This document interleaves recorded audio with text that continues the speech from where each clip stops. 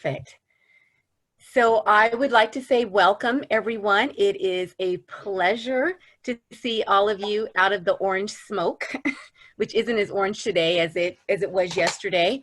But I think one of the benefits of our opportunity in this new normal is the fact that we are able to not have to go out in that so much. The downside is that while we're sitting here, that means that there are other people who may be around you, and we may see little children running past in the background. And so we just want to ask you to put yourselves on mute so that we don't hear everything that's happening in your household. So I'm Vanessa Berry, and I'm the chair of the Townhall Subcommittee for the Diversity, Equity, and Inclusion Committee. And it is a pleasure to see so many of you here.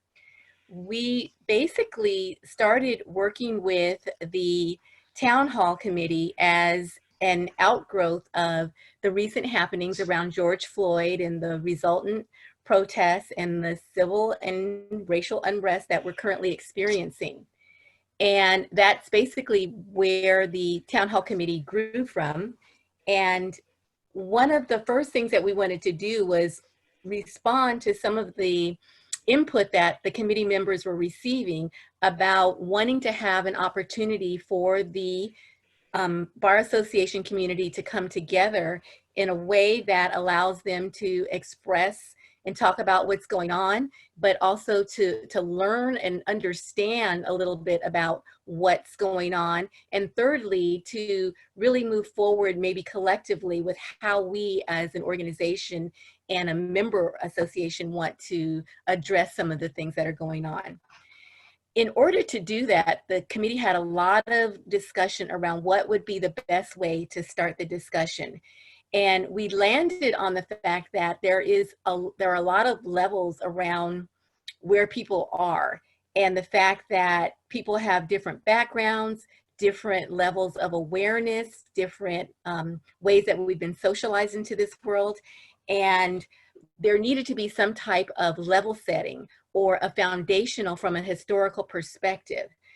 For example, some people were almost like, this is nothing new. I understand everything that's going on. Others are, well, when we talk about racism and we talk about the outpouring, where is this coming from? As though there was a single incident that somehow created this avalanche of emotion and action and organizing around this.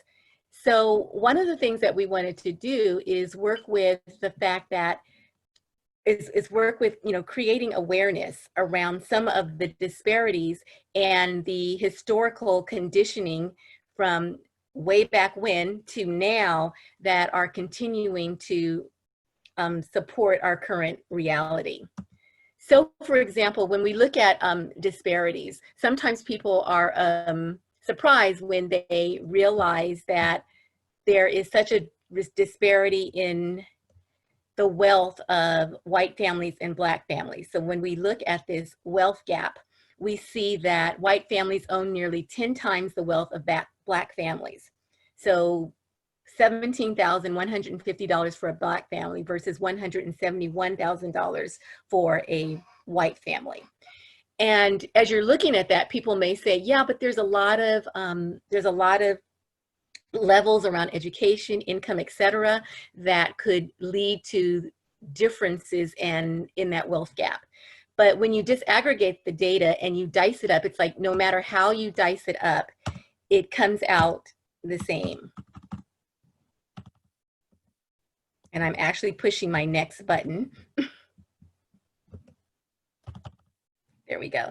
So it comes out the same. So for example, if we looked at educational level and we look at the blue steps on the bottom, that shows the wealth level of a Black household from less than high school education to someone with an advanced degree.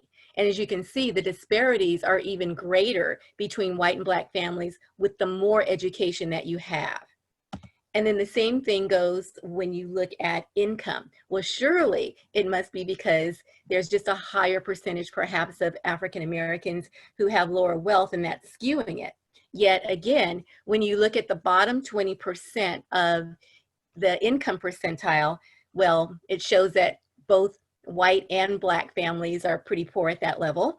And when you get to the top 10%, again, the disparities are even widening even more. So no matter how you slice and dice it, there are these disparities. And we just chose wealth gaps because that's just one way that you can, and the way that our society really looks at success in this particular, in our arena.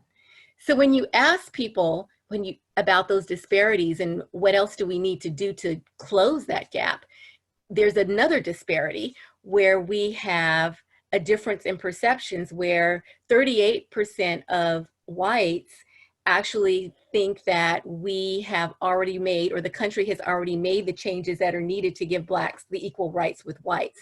And you can compare that with 8% of African Americans.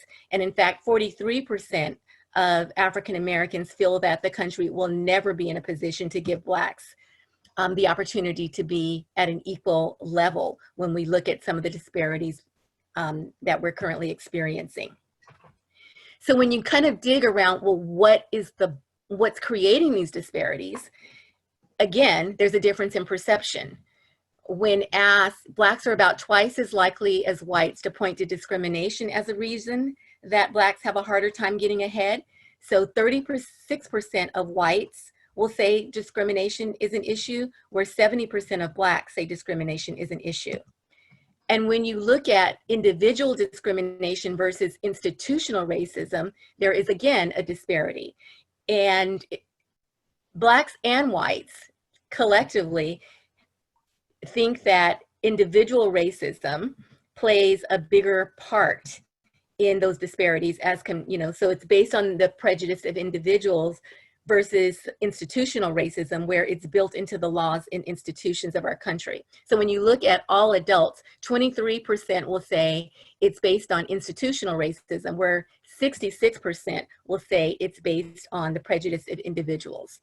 And that's what we want to raise today, is around the awareness that the impact of systemic racism and institutional racism is not really being talked about as much and is not being given as much credit around how to address things or how to understand things.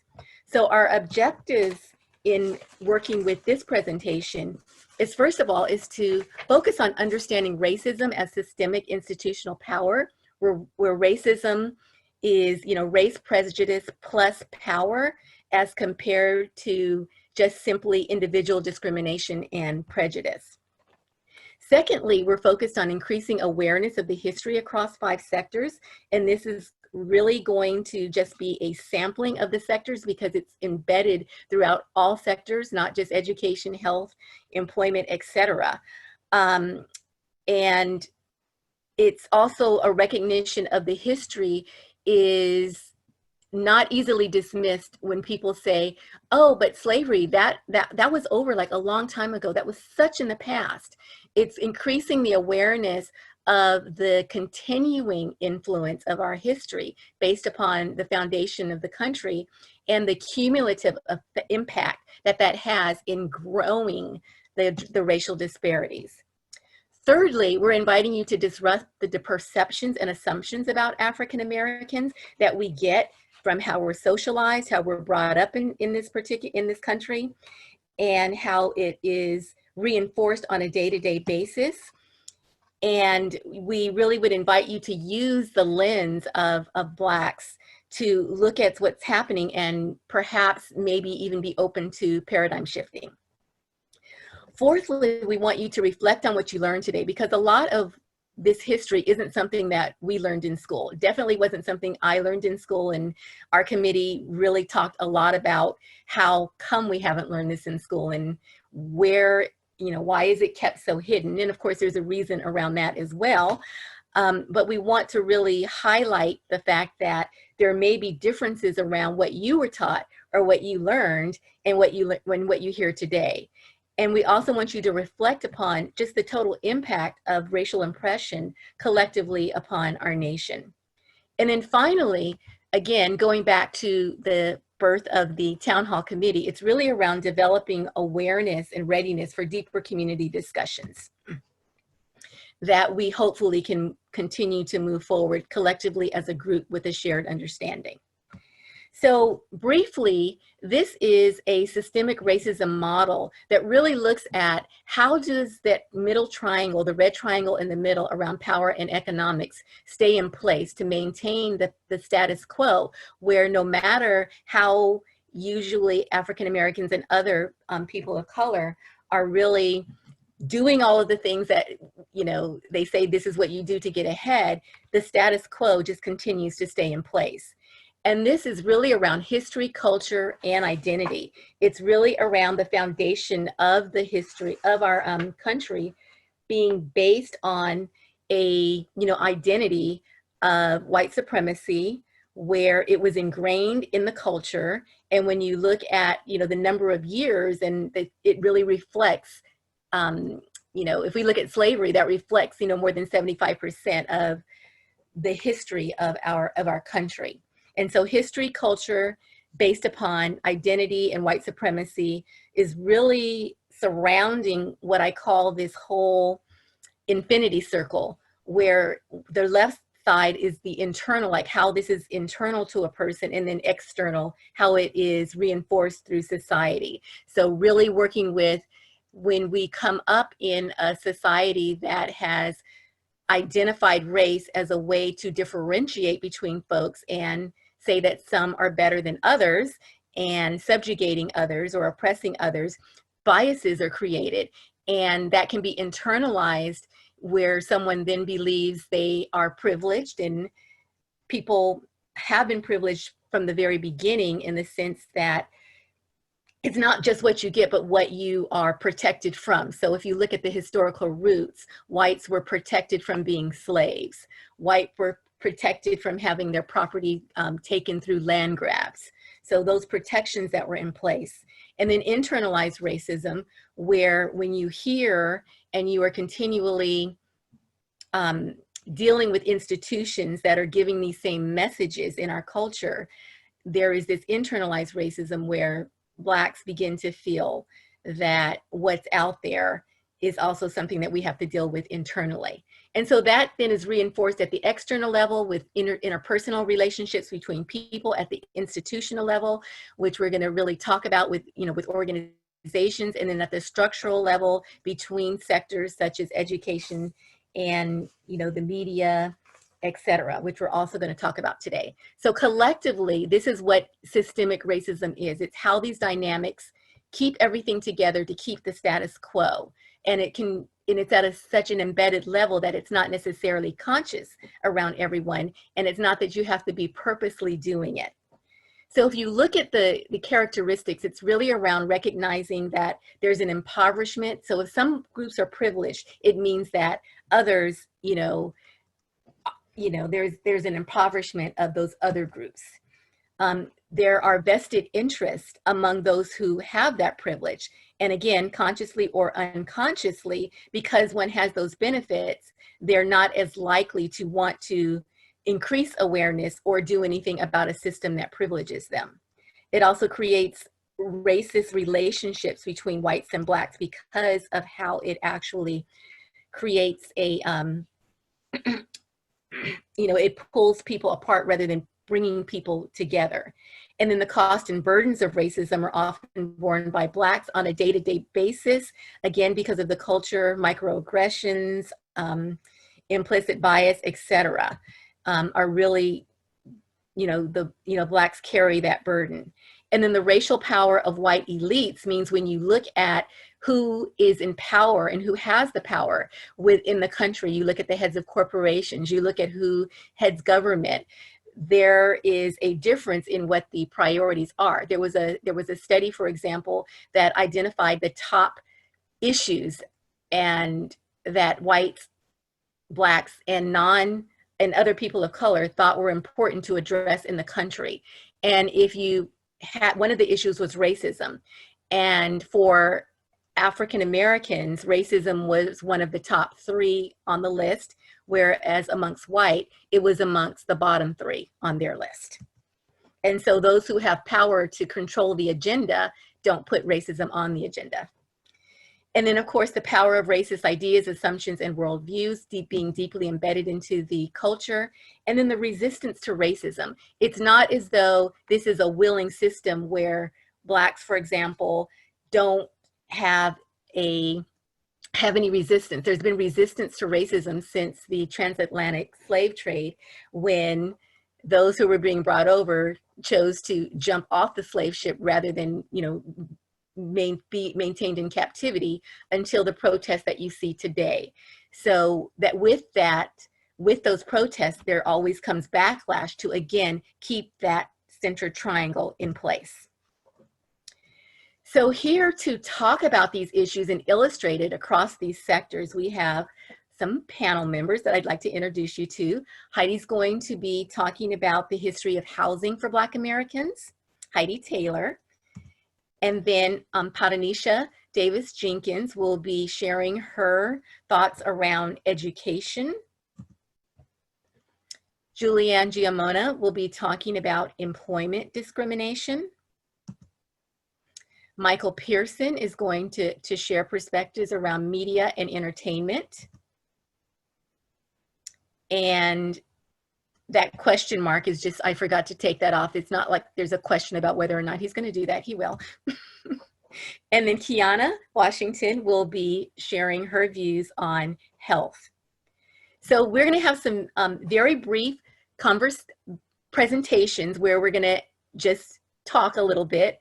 And then we are going to save some time at the end to have a question and answer and some discussion. And so Judge Judy Johnson will be leading us in that discussion. And then I will come back at the end around how we are, wanting to think about continuing the conversation within the Bar Association. So before we move to that, and especially as we're working with that Q&A and discussion or anything that you might put in the chat, etc., we want to ask that you honor some community agreements that really support courageous conversations about race. One is to stay engaged. Second, staying engaged may be uncomfortable, and that's also when it means that your body and your thoughts are telling you something that may be something that you can pay attention to. It's an opportunity for your greatest learning. Speak your truth from your own experience. And then, of course, expect and accept non-closure. We're not going to solve anything today. We're really just sharing information. And so as we go through the presentations, we also want you to just keep in mind, one thing about terminology is that there's not necessarily agreement around whether or not the term should be Blacks or African Americans. So we're going to be using that interchangeably, but the focus is really around the descendants of slaves. That's who we're talking about. Thirdly, history is not comprehensive. We're really just throwing out snippets that illustrate some of those dynamics around systemic racism and how that has played out from the time of the beginning of our country until today. And we want people to really recognize the perspective that we're coming from. We're really learning together. And then finally, our time together is ambitious, and I am going to be brutal in keeping people on time So what we will be doing is asking people to go through, and then in the Q&A, there may be additional time to bring out a little bit further some of the thoughts that we weren't able to get through. So with that, I am going to turn it over to Heidi. And again, Heidi's going to talk about housing, and housing really has been considered to be the foundation around racism in the country. A lot because it talks about place and where do Blacks belong and where do they not belong. And especially in where homes and housing is something that is, that's your castle. So Heidi. Thank you so much, Benisa. I just really want to thank everyone for being here today. And Benisa, if you could stop your sharing, that would be great so I can share mine. Like Benisa said, we're going to be talking about the history of housing for Black Americans. And housing is the foundation of the American dream. Homeownership is how we build security and stability for our families, and so much more. Where we live determines our access to health care and opportunities for employment and the quality of our children's education. Whether or not we own a home and the neighborhood where our home is located plays a definitive role in our ability to build wealth as real estate values rise. In America, homeownership is a road to our social and economic success, but that road has been closed to many Black Americans since 1619, when slaves were first brought to this country. For nearly 250 years, slaves owned nothing, not even their clothes. Slaves lived in dilapidated cabins on the farms and plantations where they worked in the fields or in the owner's house. For those who were not provided housing, they were given building materials, which they then used to build their own form of a home. There were often more than 10 people in one home. They slept on straw beds and never complained for fear of punishment. On December 6th of 1865, the 13th Amendment was ratified, ending legal slavery in the United States. And this technically gave Black Americans the right to home ownership. However, the physical and psychological damages wrought by slavery, along with the failures of Reconstruction, made that nearly impossible. Unable to own property and without access to quality jobs, many former slaves were forced into sharecropping. Sharecropping is a system where the landlord allows a tenant to use the land in exchange for a share of the crop, an arrangement that offered Black farmers no opportunity to begin building wealth. In fact, high interest rates, unpredictable harvests, and shady landlords often left tenant farm families laden with debt that increased year after year. Local laws prevented sharecroppers from moving on to better opportunities as long as they were indebted to their landlord. The most promising hope of independence was General William T. Sherman's Special Field Order number 15, issued on January 16th of 1865. It's most often referred to as 40 acres and a mule. 20 Black ministers lobbied Sherman. They demanded land and they got it. 40,000 freed men settled on 400,000 acres of Sherman land for a little more than 6 months. Andrew Johnson, Lincoln's successor and a sympathizer with the South, overturned the order and returned the land along the South Carolina, Georgia, and Florida coast to those who had originally owned it. At that point, the only hope that remained was to move north and start again. There were two waves of the Great Migration, once after World War I and then again during the Great Depression. The promise of factory jobs and wages, education, and improved racial relations gave hope for a Black middle class. In 1920s Tulsa, Black Americans built Black Wall Street, only to have it burned by an angry white mob after a white teenage girl claimed she was raped by a Black man. The same thing happened in Rosewood, Florida in 1923. In the big cities, Black Americans struggled to get ahead. They were disproportionately affected by unemployment. They were the first fired and the last hired. In a desperate attempt to lift people out of poverty, Roosevelt created the Federal Housing Authority, or the FHA. The federal government subsidized low-cost loans, opening up homeownership to millions of average Americans for the first time.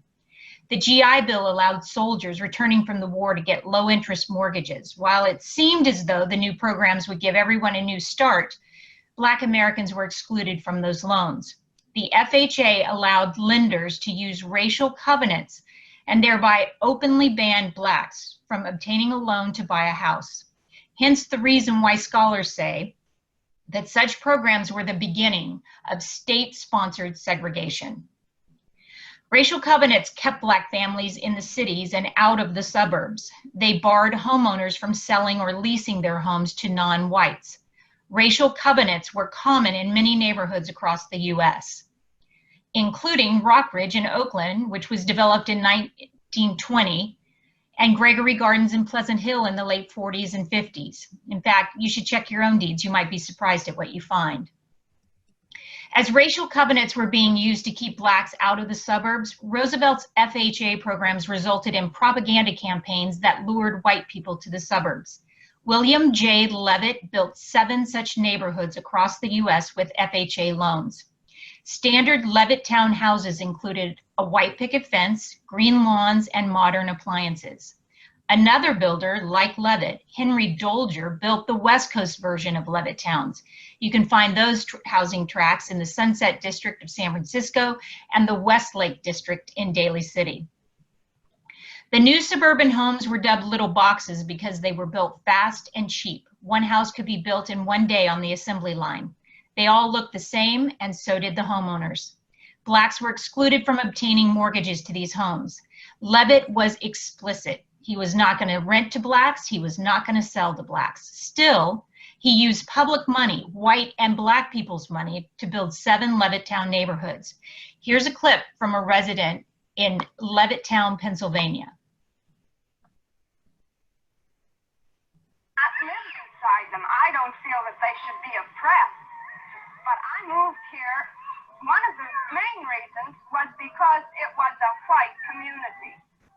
And that's the only place I intend to live. If I have to leave Levittown, I will do so.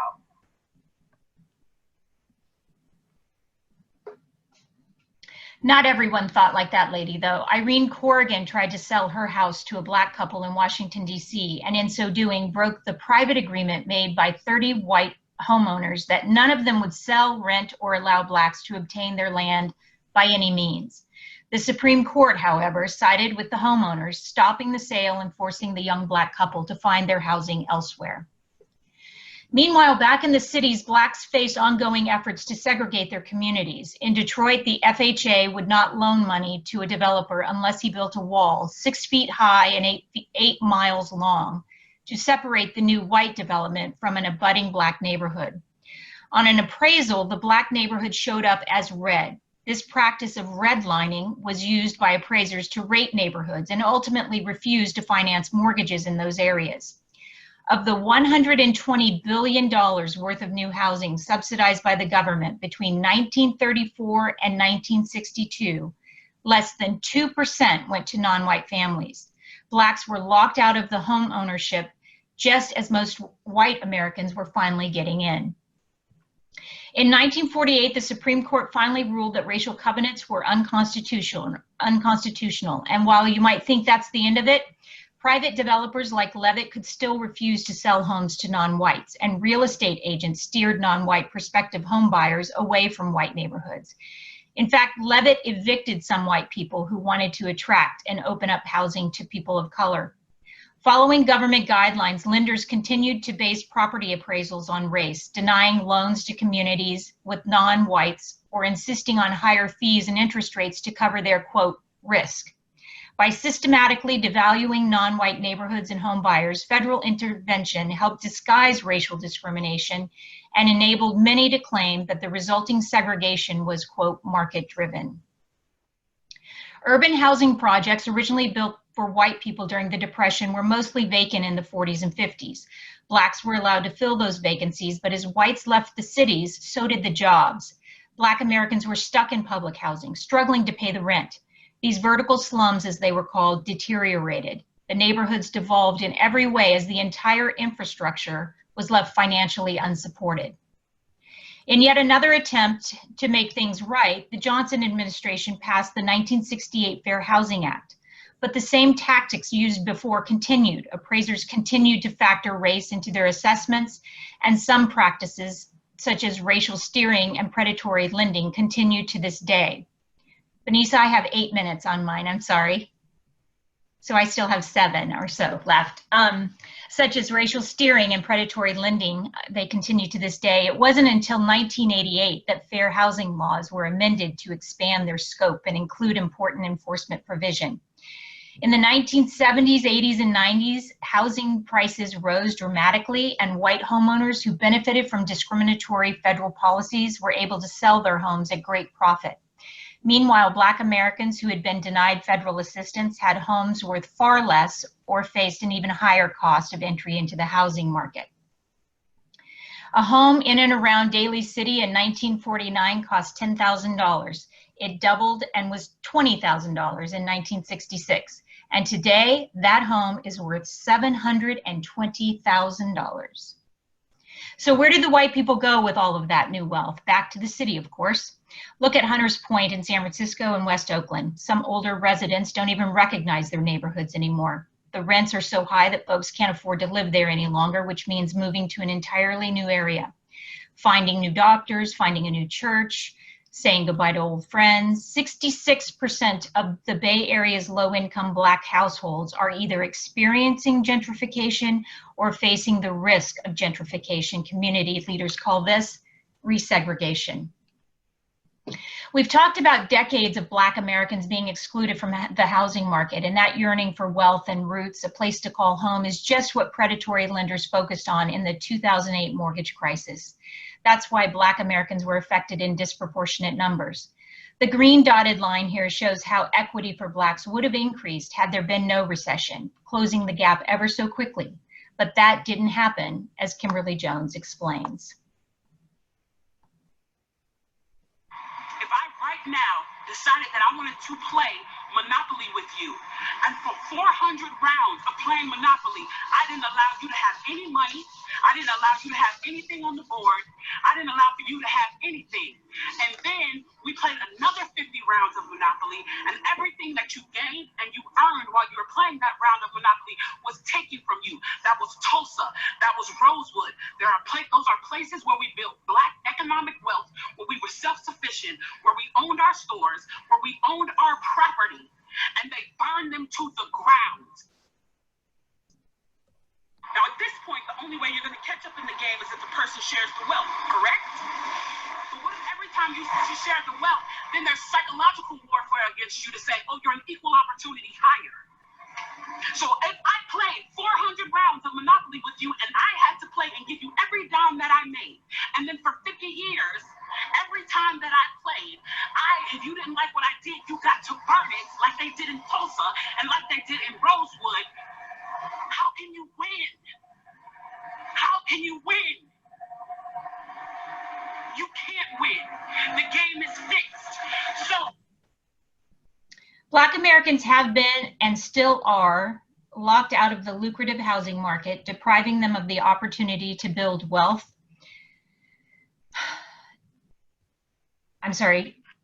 Depriving them of the opportunity to build the home equity that could fund a comfortable retirement or help put their kids through college.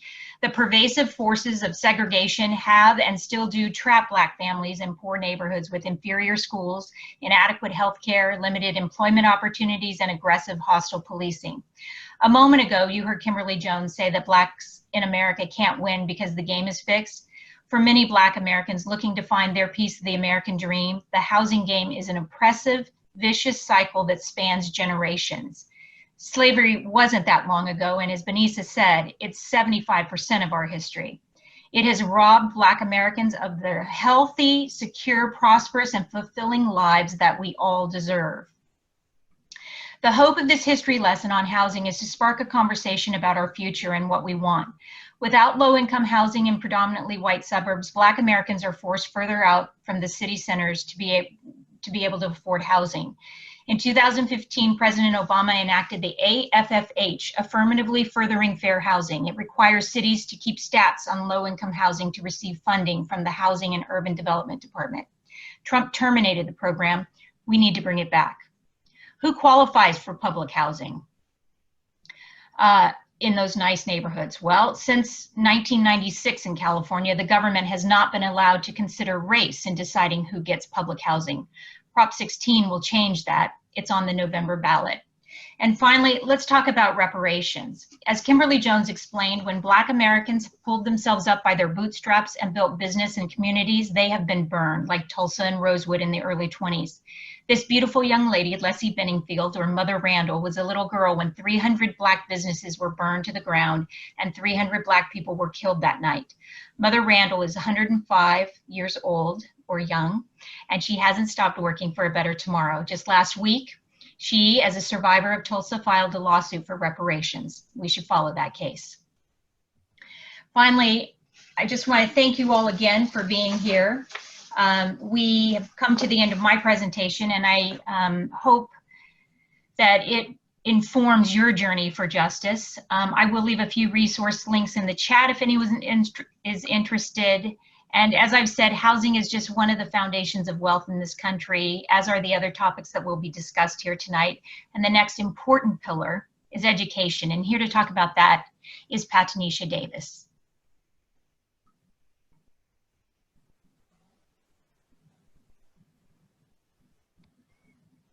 Good afternoon, everyone. My name is Patanisha Davis, and I'm so proud to have you all here. I'm an attorney with Key Counsel PC, and my section is The Black Struggle for Equal Education, a Historical Narrative. I'm going to start my slideshow up for you. There we go. During this section, it's our goal, that objective is to talk about the disparities in educations by Black based on the institution of racism, and education during slavery, education during post-slavery, the GI Bill, separate but equal, the Civil Rights Act, and education, and the current state of education, and how we all can help. In 1852, Frederick Douglass, who was a social reformer, an abolitionist, orator, writer, and statesman, stated, "Education means emancipation. It means light and liberty. It means the uplifting of the soul of man into a glorious light of truth, the light only by which man can be free. To deny education to any people is one of the greatest crimes against human nature." I want to point out that Frederick Douglass didn't say person. He said to deny to people, meaning to deny to a race of people, is a crime against humanity. So let's talk about education during slavery. In 1739, the Stonewall Rebellion occurred. Because of the rebellion, slave owners brought about the enactment of laws forbidding the education of Black people. In 1740 in South Carolina, we saw some of the first and the earliest laws forbidding the education of slaves. As of 1833, states like Alabama had enacted laws that punished slaves by whipping and lynching, cutting off an arm if you touched a book. And to the educator, they were, if not beaten or penalized physically, were penalized financially, with penalties of $250 to $600 for any person who assisted in slave literacy. That's approximately $7,000 to $6,000 today. Due to the laws around education of Blacks, by 1860, it was estimated that only 5% of Black people, of the Black population, could read. After the Revolutionary War, Quakers really played an important role in promotion of education of Black people. However, the right to literacy didn't guarantee an actual education, and this was due to the lack of resources, the financial hardships, and the failed support of Blacks by whites. Black people began to psychologically develop a system of acceptance of exclusion or figure out alternative ways to become educated. So let's look at then and look at now. Then, meaning during slavery, Blacks were completely refused the right to education. Elias Caldwell, who was a famous attorney at the time, stated, "The more you improve the condition of these people, the more you cultivate their minds, the more miserable you make them in their present state. You give them a higher relish for those privileges which they can never attain. In turn, will we intend for a blessing slavery into a curse? No, if they must remain in their present situation, keep them in the lowest state of degradation and ignorance. The nearer you bring them to the conditions of brutes, the better chance do you give them of possessing," excuse me, sorry, going the wrong way, "their apathy." Let's look at today. Today, Black students represent 19% of students with disabilities, and a ridiculous 30% of those with disability are restrained or kept back at school. When Black students and white students commit similar infractions, Black students are suspended and expelled 3 times more than a white student is. Black students, who make up 16% of enrollment in education, but they represent 27% of students referred to law enforcement and 31% of students subject to arrest. We are looking at a school to prison pipeline, and still, in a different way, it's a refusal of education. It may look different, but it ends in the same result. So not only were adults stopping Blacks, but there was the perception that were given to white students, and I apologize in advance for the words that are in this, but this was a book that was a nursery rhyme to little white children. 10 little nigger boys went out to dine, 1 choked himself, and then there were 9. 9 little nigger boys sat up very late, 1 overslept himself, and then there were 8. 8 little nigger boys traveling in Devon, 1 said he stayed there, and then there were 7. 7 little nigger boys chopping up sticks. One chopped himself in half, and then there were 6. 6 little nigger boys playing with a hive. A bumblebee stung one, and then there were 5. 5 little nigger boys going in law. One got in the chancery, then there were 4. 4 little nigger boys going out to sea. A red herring swallowed one, and then there were 3. 3 little nigger boys walking in the zoo. A big bear hugged one, and then there were 2. 2 little nigger boys sitting in the sun. One got frizzled up, and then there was 1. 1 little nigger boy fell all alone. He went out and hanged himself, and then there was none. This book, I'll tell you, was in the 1800s, but as we can see, it's in color. It was consistently reproduced and presented to children, white children. Let's talk about the shaping of perception of Blacks. Next, education post-slavery. Before the end of the Civil War, the education of Black slaves in the United States was a criminal endeavor. Although efforts were made in the newly formed free Black communities to organize schools, few Blacks received any education at all before the Reconstruction era, when public schools were opened.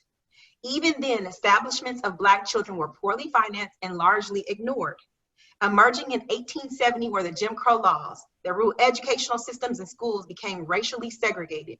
In 1890, the first colored school was built in Winter Park, and Black children had the harshest of all conditions. In 1896, all of us who lawyers here know the case of Plessy versus Ferguson. It established the separate public schools for Blacks and whites, the doctrine of separate but equal. The decision also deprived Black children of equivalent educational opportunities. Colored schools had to make do with horrible financial support and negligent resources. And due to the size of classes, teachers couldn't give personalized attention to students. This began what we call the Black tax, which is the Black people have to work 10 times harder than their white counterparts to achieve like or lower than like outcomes. Separate but equal. Let's look at the school here. The school on your left, a school for white children in 1930. School on your right, only miles away from the other school for Blacks. Now, let's look at then and now. Jim Crow provided lack of resources, a lack of funding. Colored schools had to make do with horrible finances and negligent resources. And there were far too many kids in school, children in the classroom. Let's look at today. Today, by their demographics, most schools, public and private, are deeply segregated by race and social economic status. I went to Oakland public schools, and I can't remember ever seeing a white face in elementary school, maybe until maybe the 3rd or 4th grade. There are a lack of resources, textbooks, technology, and staffing. A lot of the schools that are in predominantly Black or brown neighborhoods have lower API scores and a lack of funding. The buildings in predominantly Black and brown locations are dilapidated versus new facilities. So let's look at my hometown of Oakland, California. In this photo, you'll see that the green bubbles are schools that are in predominantly white neighborhoods. The green bubbles, these schools are some of the higher ranking, even some of them have they're blue ribbon schools in the state of California. The lighter olive color bubbles will be neighborhoods that are predominantly Black and brown.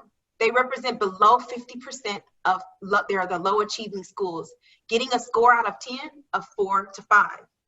Looking at Oakland schools, 2 schools who are within a few miles of each other, Carl B. Monk has a population of 5% white, 62% Black, 20% Hispanic, and 4% Asian, is in the bottom 50%, versus Chabot, which is 57% white, 10% Hispanic, 8% Asian, 8% Black, and 17% 2 races, is in the top 5%. And this is a trend that we see all throughout different cities, and it goes back to what Heidi talked about zoning, school zoning, and where people can go to school. But let's talk about the GI Bill.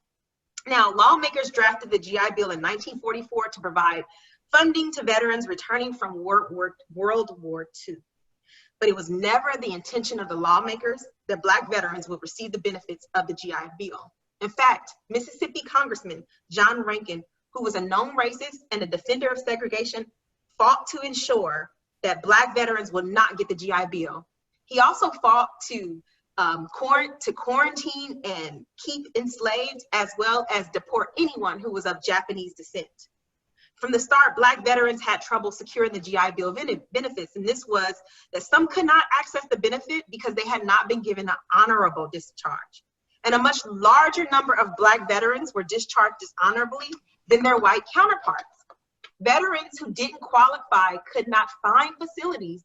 The veterans who did qualify for the GI Bill could not find facilities that could deliver on the bill's promises. For example, Black veterans who wanted to be involved in vocational training programs, such as plumbing, electricity, and the printing business, couldn't do it because their white-only facilities didn't have the mechanisms and the technology available to them.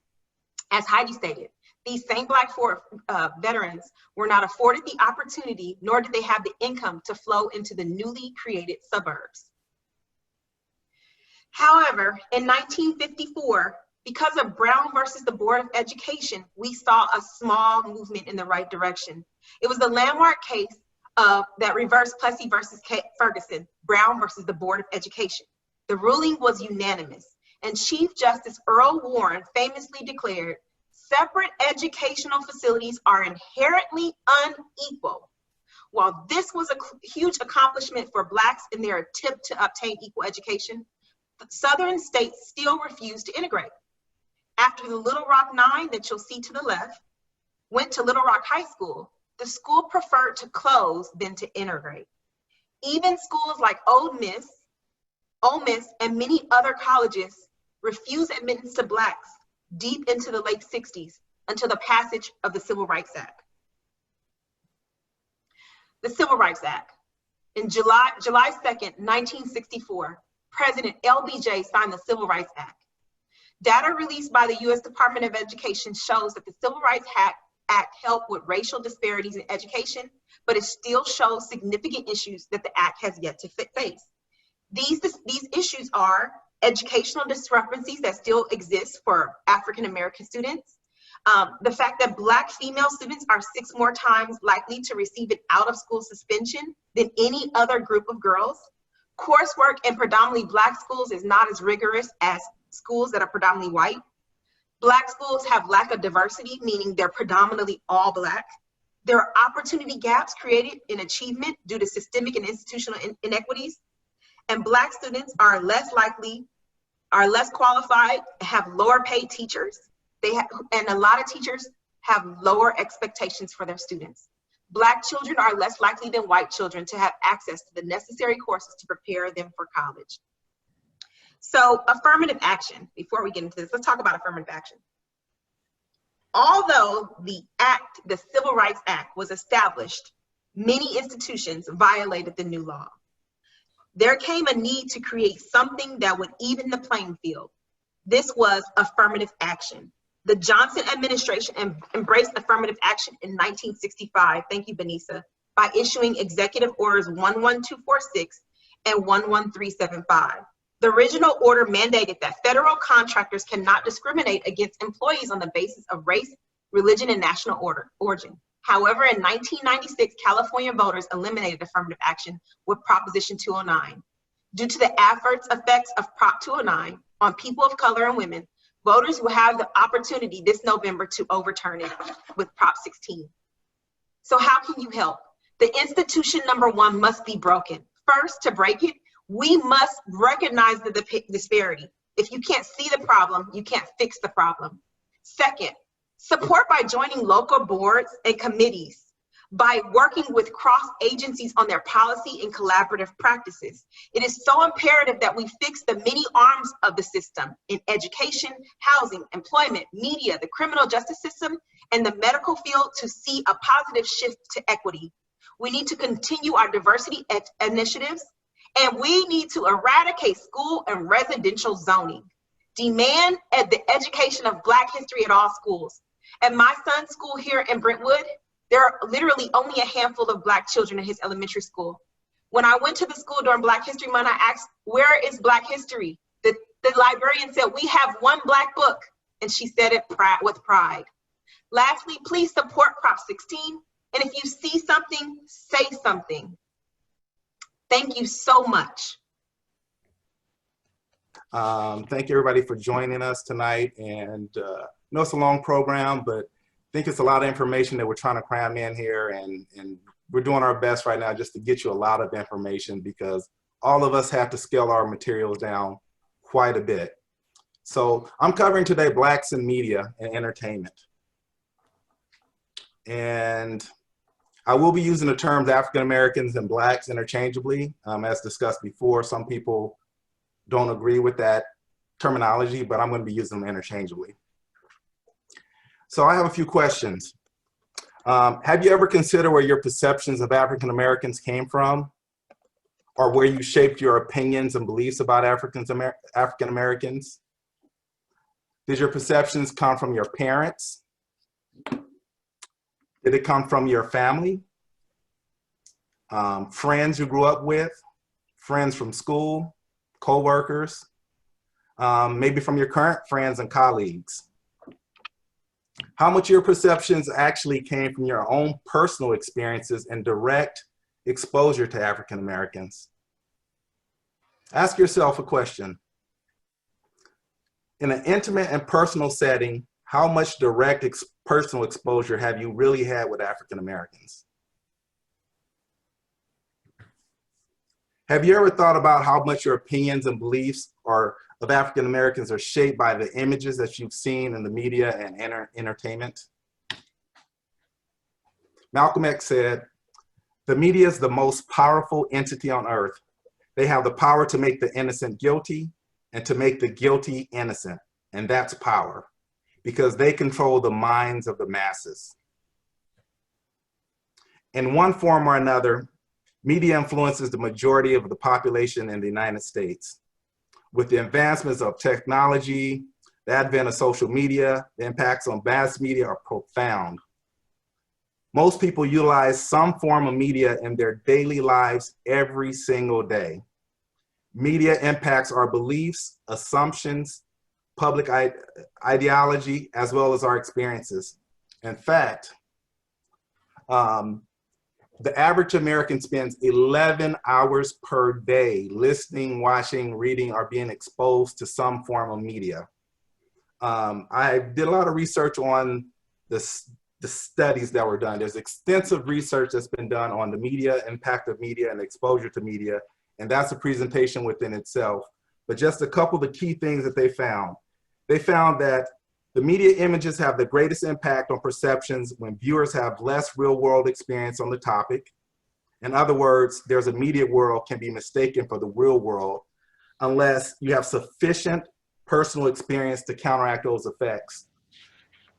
Also, there has been research and studies that show that the more individual interacted with other people who have different cultural backgrounds, the more likely these individuals could see the positive traits and characteristics of other people. Because television, the more you consume television, the more you adopt those traits. And there's tons and tons of research on that. So one thing that the research found, and one thing that's been discussed and debated, is the distorted patterns and portrayals of Blacks in the media.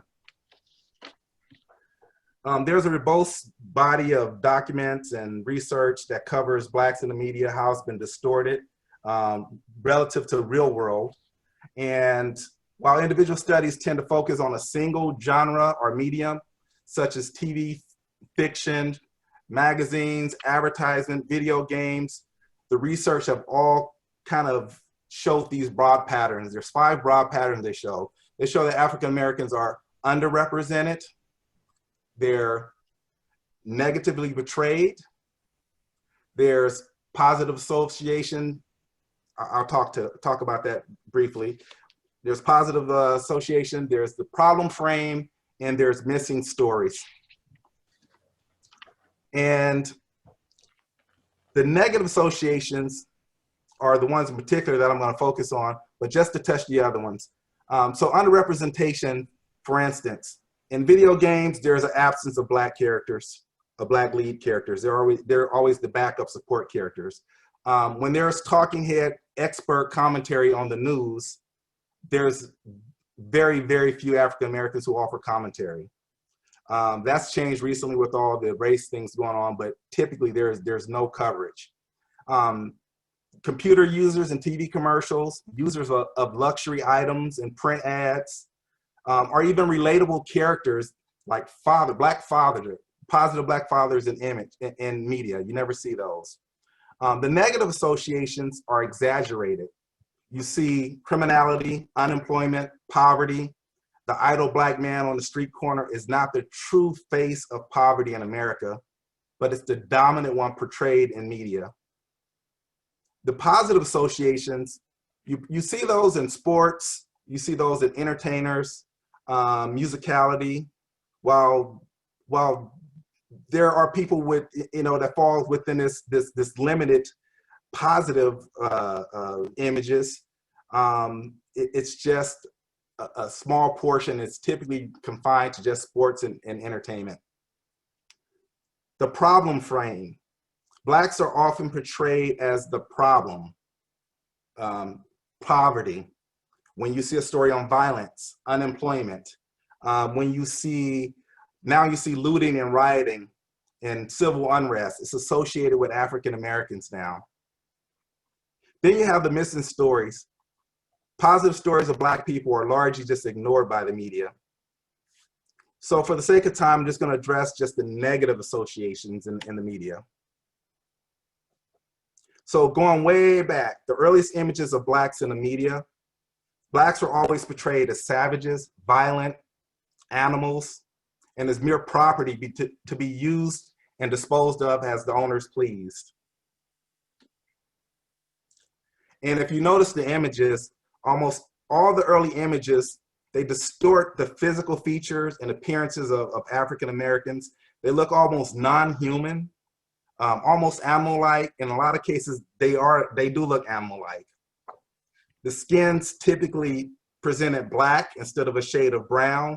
The lips and facial features are often exaggerated. The portrayal of Blacks as apes was an early and common popular depiction in the media.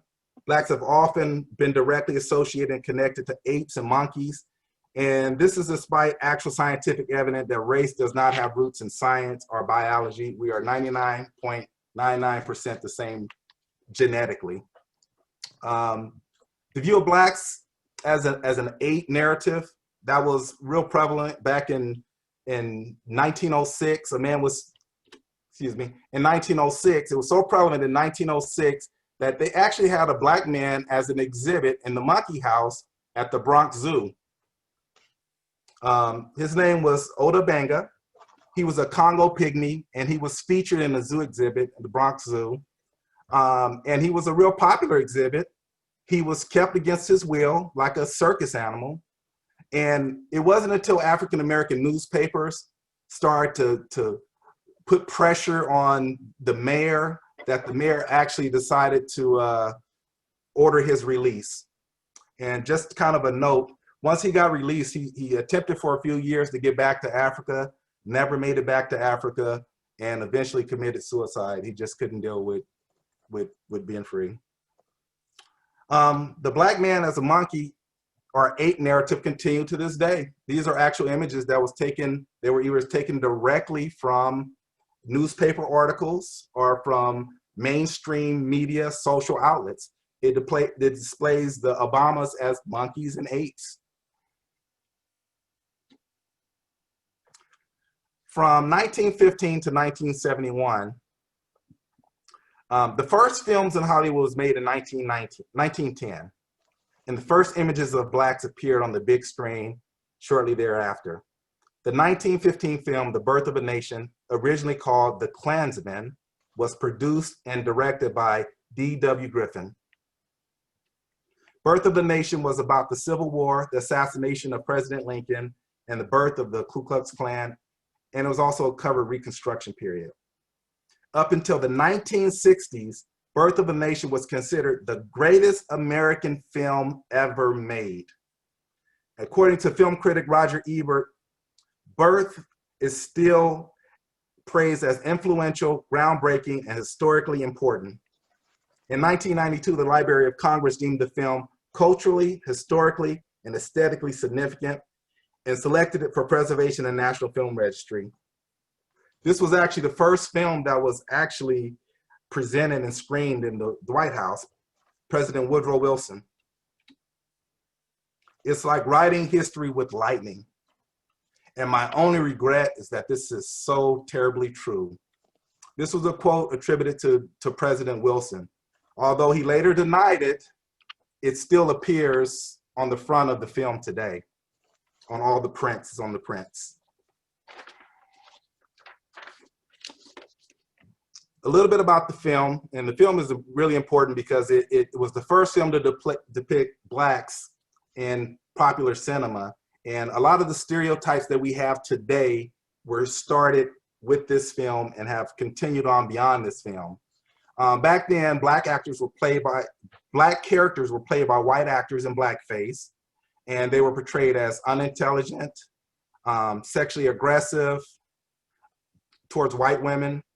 The KKK was presented as a historic force necessary to preserve American values and white supremacist social orders. So how were Blacks portrayed in his films? Blacks were observed stuffing ballot boxes while whites were being denied their rights to vote because Blacks were voting. And although history proves this was not the case because Blacks were disenfranchised from voting during that time, it showed newly elected members of the South Carolina legislature displaying extremely racist stereotypical behavior. These members were taking off their shoes, kicking up their feet on the desk, and drinking liquor and feasting on fried chicken. The Blacks and fried chicken narrative was created with this film and continues today. It also shows a Black man who attempts to rape a white woman. The Black man wanting to rape a white woman narrative was also created.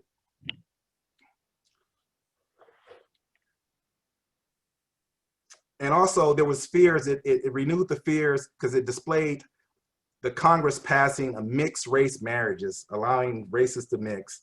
And also another thing that was significant about this film is that the depiction of a Black woman, this was the first depiction of the Black Jezebel in American cinema. She was portrayed as overly sexual, and she uses her feminine wiles to deceive and corrupt the formerly good white man. These are the stereotypes that we have, that was created with this film that still exists today. Blacks are seen as unintelligent, sexually aggressive, dishonest, thieves, untrustworthy, disrespectful, again, fried chicken eating, overusers of alcohol, violent, aggressive, lazy, and interlopers. Black women were seen as Jezebels, women as overly sexualized, and women as untrustworthy and dishonest. Now, although that narrative about Black women being sexualized in his first film, it kind of went away for a period of time because Black women became mammies and nannies and other depictions of Black women. So from 1915 to the 1970s, Blacks were portrayed as mammies, toms, the tragic mulattoes, pickaninnies. For decades, Blacks were portrayed by white actors in blackface. In the early years of theater and film, Al Jolson was widely considered the greatest entertainer alive, and he was known as the king of blackface. That was back in the turn of the century in 1900s. Fast forward to 2008. One of the world's most renowned actors and well-loved celebrities played blackface in 2008's Tropic Thunder, Robert Downey Jr. C. Thomas Howell, Jimmy Fallon, Jimmy Kimmel, Ted Danson, they've all done blackface. There is a whole list of celebrities. There's at least 100 popular celebrities and even current celebrities who have engaged in blackface displaying in public. The image of the pickaninny.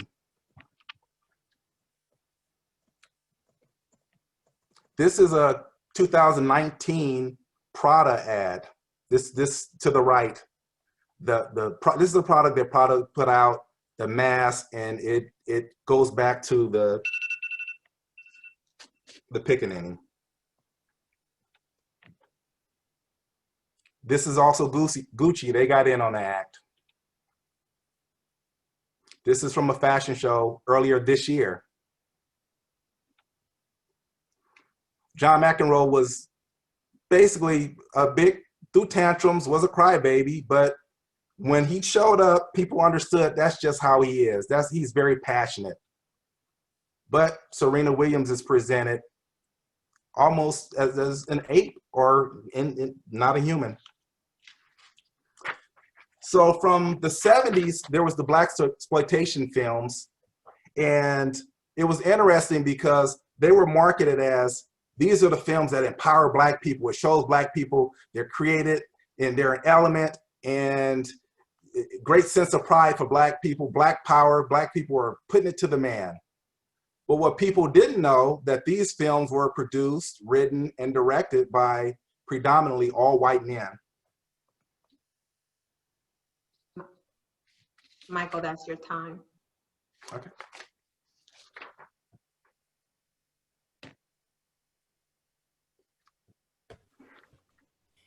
So can we transition? Yes. And, okay. So, and I think we're going to go back to Julianne, so to employment. Your transition, Michael. So we have Julianne Giammona. She has her presentation ready to go on employment. Good evening, everyone.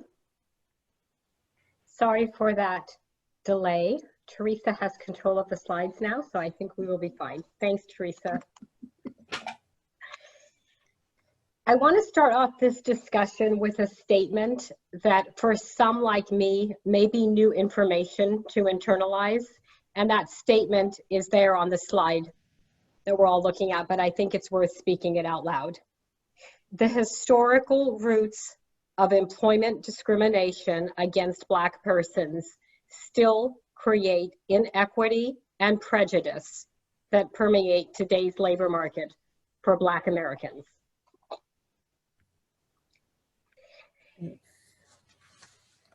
So when I first saw that statement that I just read, I found myself asking, how can it be a true statement?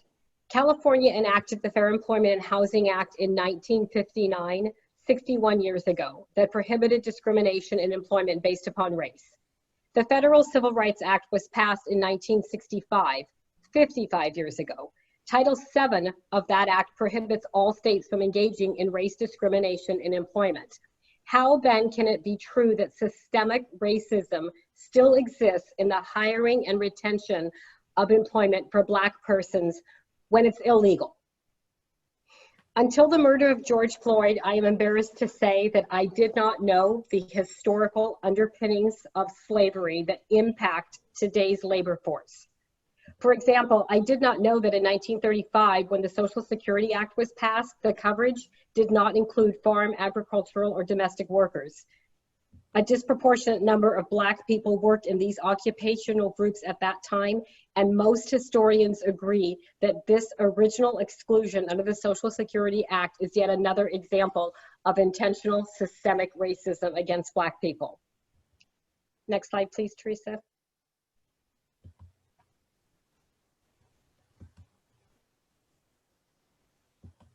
I'm sorry, I'm not sure what's going on, why it's not letting me advance the slides.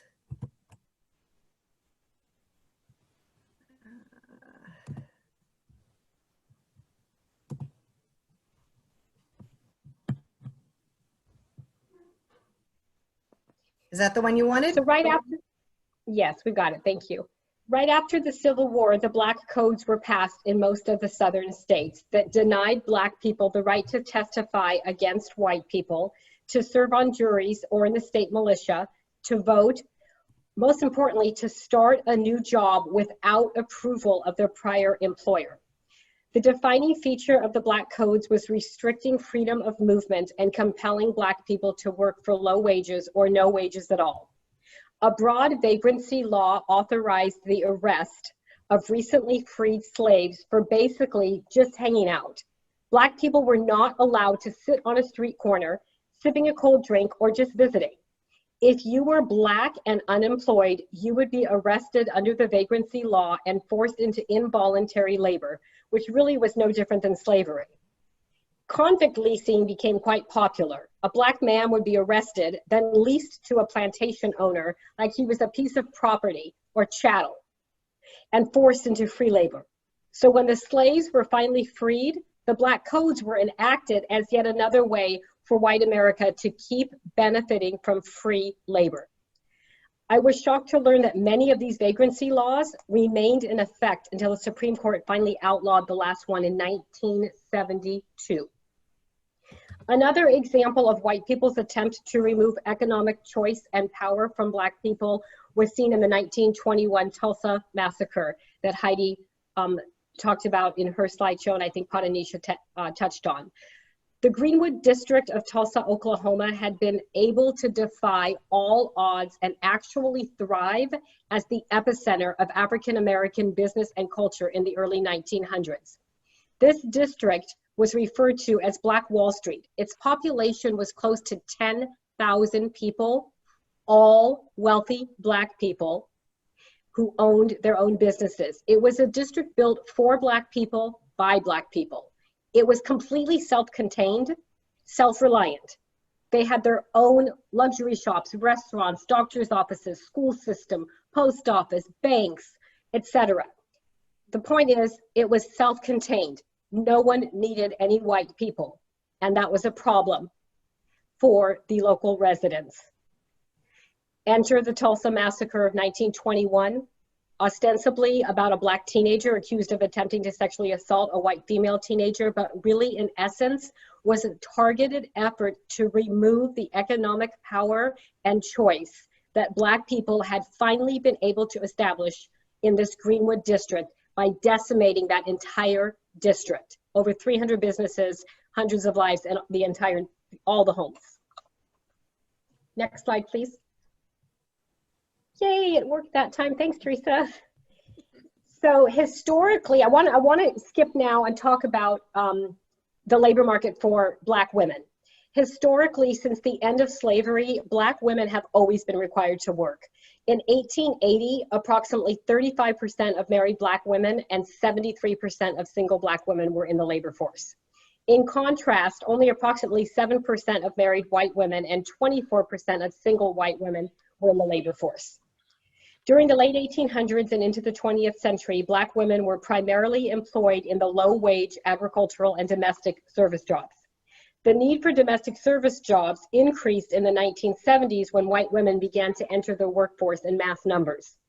The top 5 occupations held by Black women as of April 2020 that are listed on this slide are of particular significance because most of these jobs do not traditionally offer benefits such as vacation, sick leave, retirement, health benefits.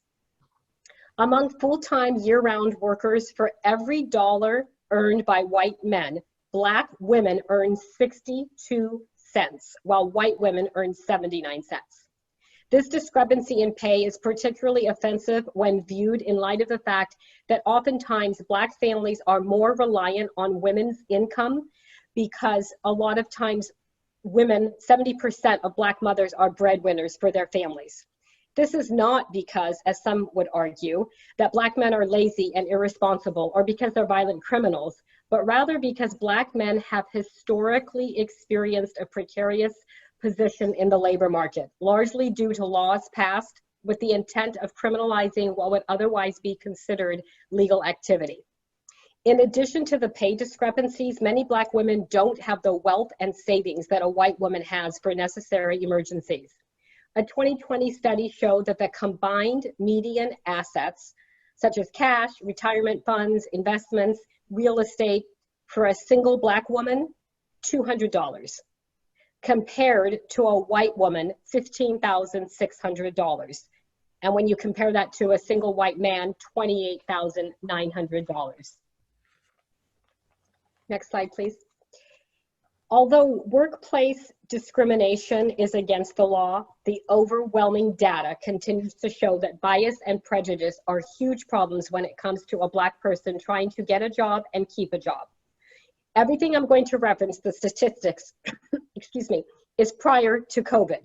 That is, I'm not going to discuss the disparate impact that COVID has obviously had on the Black population, which is clearly a negative impact. A 2019 study shows that 85% of race discrimination claims filed with the EEOC fail. Additionally, the budget provided to the EEOC today, adjusted for inflation, is less than what it was receiving in 1980. The EEOC employs 42% less staff, yet the country's labor force increased by 50% since 1980. Lastly, even though Black workers comprise 13% of the workforce, racial discrimination against Black persons counts for 26% of all the claims filed with the EEOC. This disproportionate number speaks to the often covert discrimination Black people face when attempting to obtain a job. One recent study found that whitening a resume increases a person's chance of obtaining a job. We can go to the next slide. So this is an example of, this is a study. In this particular study, 1,600 resumes were sent out to entry-level jobs posted on job search websites in 16 metropolitan areas in the United States. Some of the resumes included information that clearly pointed out the applicant's minority status, while others were whitened or scrubbed of racial clues, like changing Lakeisha to Lorraine and Jamal to Jared. 25% of Black candidates received callbacks from their whitened resumes, while only 10% got calls when they left ethnic details intact, even though the qualifications were completely identical. This study underscores the need for ongoing diversity training in the workplace, focusing on implicit bias. Unfortunately, recently, President Trump directed the White House of Management and Budget to issue a memo preventing federal agencies from providing any training that involves a discussion of, quote, white privilege or, quote, critical race theory. The memo states, and I do quote directly from the memo, "The president has directed me to ensure that federal agencies cease and desist from using taxpayer dollars to fund these divisive, un-American propaganda training sessions." We can go to the next slide, Teresa. This is just a brief look. It's no secret that Black workers regularly face higher unemployment rates with less stable jobs that offer benefits than white workers, and that's what this slide is showing. The next slide, I have a graph. For over a decade prior to COVID, of course, the unemployment rate, as shown here, was at a 50-year low. It had fallen to a 50-year low. So we were all pretty much thrilled with that. Except, next slide, please. Even so, there remained a significant difference in the unemployment rate for Black workers versus white workers. This graph is showing 5.5% for Black workers, 2.8% for white workers. The time period was right before COVID, November 2018, October 2019. Next slide. And it doesn't matter if you're Black and educated with a college degree, the unemployment rate still remains high. This shows from November 2018 to 2019, the Black unemployment rate was 40% higher than white college graduates in the same period. Black workers, no matter what their education, still face impediments in the labor market: employment discrimination, occupational segregation, and unequal pay. Next slide, please, Teresa. So this graph shows that Black workers earn significantly less than white workers. Lower wages for Black workers translates into lower savings, as families have less money left over after paying the bills. Black persons also receive fewer employer-provided benefits than white workers. In 2018, 75% of white workers were offered health insurance from their employers, compared to only 55% of Black workers. Similarly, Black workers were 14% less likely than white workers to have any type of retirement plan through their employer. Next slide. This is my last slide. I'm sure everyone's breathing a sigh of relief. I know I am. So we've come full circle to the problem we started off with Benisa, and everyone has been emphasizing it. Heidi spoke about it, Patanisha, Michael. We have the same issue, the ever increasing racial wealth gap. On an average, Black families now own 1/5 of the total wealth by whites. For every dollar a typical white household has, a Black household has 10 cents. Stable full-time employment that provides health benefits is a basic human right for those able to work. From slavery to the present day, Black people have been denied this basic right. This obviously affects health, because most people, the way our system is set up in the United States, how do we get our health insurance? Most people get it through their employers. So now I would like to introduce to you Qiana Washington, who will be discussing health. Thank you, Teresa, so much.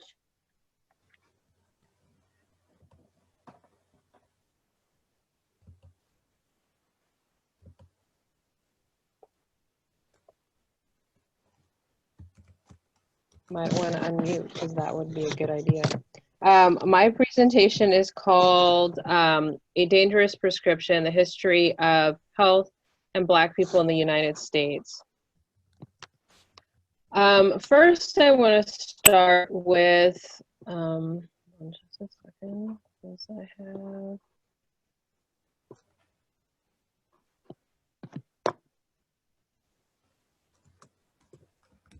okay, perfect. James Marion Sims, he's widely referred to as the father of modern gynecology.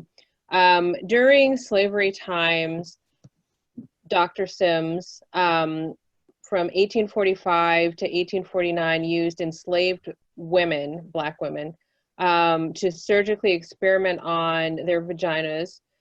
Specifically after childbirth, there's a condition called vaginal fistulas that would develop. And he was approached by white slave owners and asked to fix the issue. Obviously, it disabled the slave women, so that caused a financial impact. And so what he did was he at first he refused because he said they couldn't really fix the problem. And then he decided that he'd try it out. And so what he did was started experimenting on women. He did it without anesthesia. So these operations would usually last a couple of hours, 1 to 2 hours. And the women, as you would imagine, would be in quite a bit of pain. And so, as this seems pretty gruesome, more recently in 2006, the Journal of Medical Ethics published an article defending Sims as a hero and claiming that he had the women's consent, which was kind of ridiculous because Black people that were enslaved did not have the ability to consent. They could not refuse to do anything legally. They could not refuse to do anything their slave owner wanted them to do.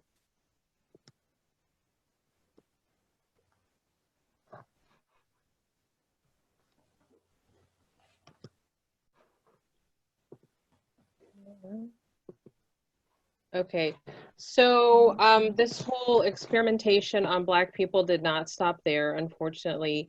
The Tuskegee syphilis experiment ran from 1932 to 1972. That's 40 years. And to put that in context, there are a number of us who were born in the 70s. And so that's how long it continued to go on. The experiment originally recruited 600 Black men with a promise of free healthcare. As Julie just talked about, healthcare was kind of non-existent for Black people in their jobs. So many people signed up, but the premise of the experiment was that the men were not actually to be given any healthcare. They were given placebos, And the goal of the experiment was to see how the disease syphilis would progress without any treatment. This was despite the fact that syphilis was later treated with antibiotics. And so there became a treatment that was available, but these men were denied that treatment. Local physicians were also convinced not to treat them either. So if they went to someone who was working outside of the experiment, they were told not to treat them. So many of these people died. They went insane. They went blind. They passed their disease on to their children and their spouses. And what you'll see in the picture below at the bottom right-hand corner, this is the gentleman who is on the right, was awarded, given a medal by Bill Clinton for his quote-unquote participation in this study, which is very problematic because, one, I mean, what really should be apparent is these people were tortured unnecessarily. And this in the wake of the fact that in 1947, there were national or international rules passed prohibiting experimentation on people after World War II and Hitler. Hitler famously experimented on Jewish people, and so the world decided that that was a bad idea, but the United States continued to do it until 1972.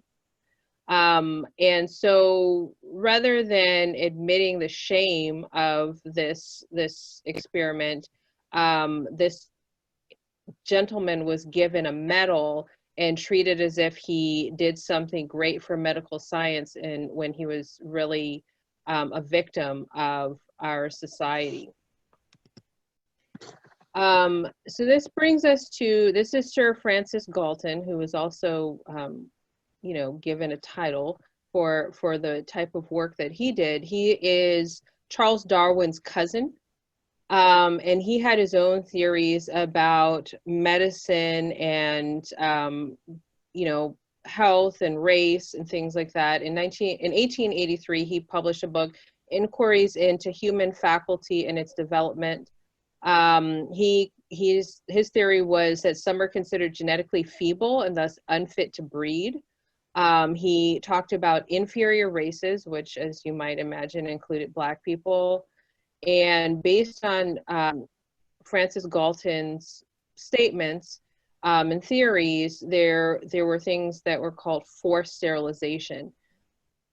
This has kind of modern ramifications in that, you know, if Black women or Black girls come to a doctor and they are pregnant, they are encouraged to seek an abortion. Whereas white girls in the same position are encouraged to seek prosecution. Both would be underage and victims of assault. However, based on this theory, or it has roots in this theory by Francis Galton, the Black women are encouraged to terminate their pregnancies. Next, we're moving to the pregnancy, mothers, and idea of healthcare for women. And so this is a quote from Linda Villarosa, who is a reporter with the New York Times Magazine, or a writer. She says, there is this kind of racism in the healthcare system, and most of it is unconscious. It's a kind of bias that's existed for a long time that we've known about, that is affecting the birth experiences of Black women in America. What's interesting about this is she refers to it as unconscious bias, but there's quite a bit of it that I think is conscious. And you know, I'll point out the quote from an Ohio State Senator, Dr. Steve Huffman, who recently made when he referred to Blacks or coloreds. This was during the pandemic recently. He said that more Black people are subject to COVID because of their poor hygiene practices.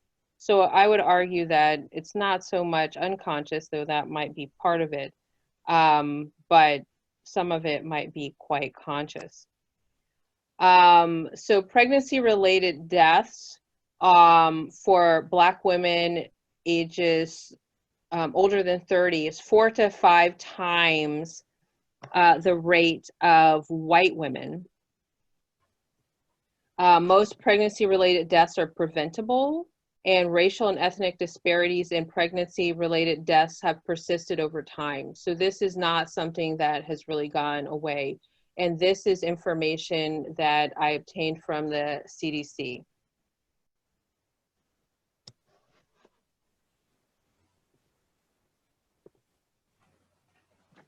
In a recent publication by CNN, Black newborns are also more likely to die when looked after by white doctors. So it's not just the mothers that are dying in childbirth, but also the newborns that are dying when they are treated by white physicians. Black babies in the United States are more likely to survive childbirth if they are cared for by Black doctors, but 3 times more likely than white babies to die if they are looked after by white doctors, a study found. The mortality rate of Black newborns in a hospital shrunk by 39% and 58% when Black physicians took charge of the newborns after birth. The mortality rate for white babies was largely unaffected by the doctor's race. And this is important because you would imagine that if the issue was that, you know, we're just dealing with incompetence of some sort, that white babies would similarly be subjected to this type of incompetence. But, you know, when both races of doctors or any race of doctors takes care of white babies, they end up surviving. When you have Black doctors taking care of Black babies, they end up surviving. And you have white doctors taking care of Black babies, they end up dying. So it's really kind of a life and death problem here. So that brings us to 2020 and the pandemic. As many of you heard and Julianne alluded to, there's been a disproportionate impact of Black people, or on Black people, of the pandemic. And so we talked about Dr. Steve Huffman's thoughts on that and why he thinks that is. But the CDC has its own ideas about that, why that is. And the first on the list is discrimination. Then the second on the list is healthcare access and utilization, occupation.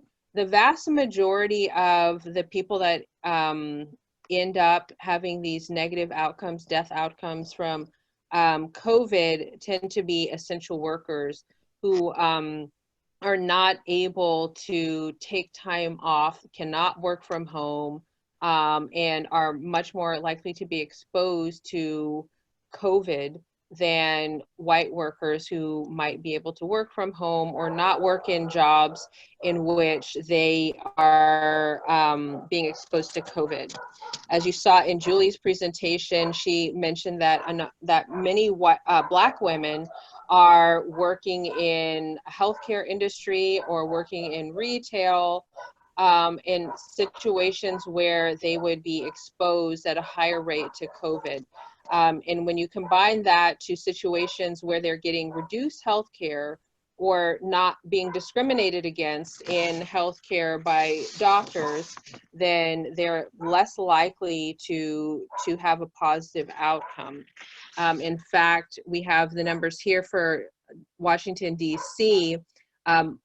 Blacks are more than twice as likely as whites to catch COVID. And then here we have the outcomes compared to whites. You have 2.6% higher, this is a national rate, catching the COVID, hospitalization 4.7% higher, and 2.1 times higher, I mean, I shouldn't say percent, times higher, likely to die. How do you shelter in place when your home is the sidewalk? Or wash your hands for 20 seconds when there's no soap or running water? Right now, it's even tougher for America's homeless youth. So we're giving another $1 million to help keep them safe. Because we're all in this together, and everyone deserves a fighting chance. Introduce. You might recognize that as a Super Bowl ad that was put on by Kia, kind of outlining the challenges of dealing with COVID when you have these disproportionate impact. Also, I would point out, many of you have heard of Senator Tom Cotton. He describes slavery as a necessary evil upon which this union was built. And so I would submit to you that that attitude of, you know, these things being necessary for our country has really exacerbated some of these problems and led to these negative outcomes for Black people in health. So thanks so much for coming to our presentation. The next up is Judge Judy Johnson, and Judge Johnson will be leading our question and answer portion.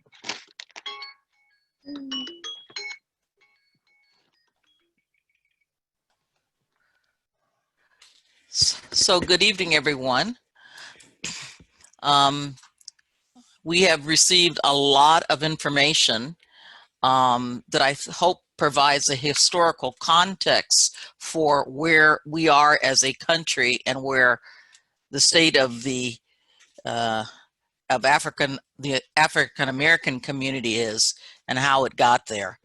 When we were putting together this presentation, we decided against using prompts to sort of force the conversation in a particular direction, and rather agreed on having a sort of open town hall forum in which people can share their thoughts and comments.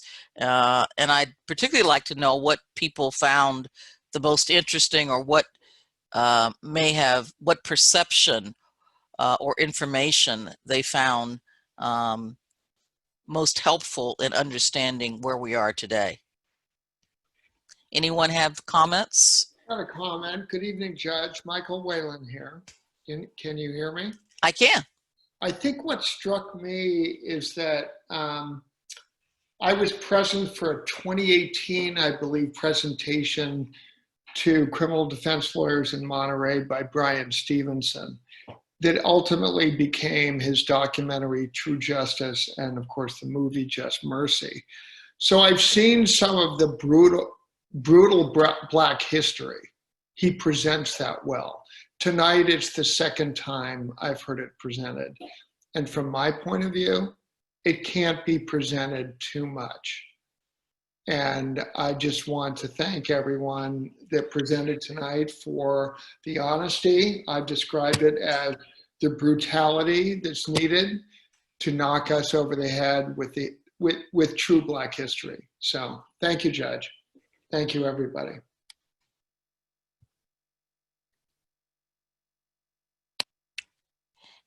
So one of the challenges here is that this information is not presented in schools, and people are not forced to look at this history and become conversant with it as part of a true fact of American history.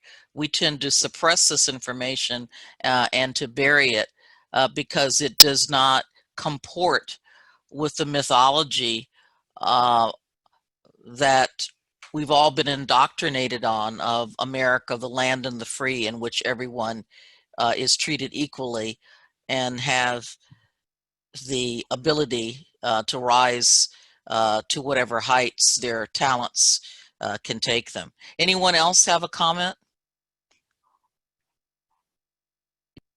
Judge Johnson, this is Pavir Shoker. I had a comment when we talk about these issues and where we are in this country, we tend to say, okay, what do we do next? How can we fix it?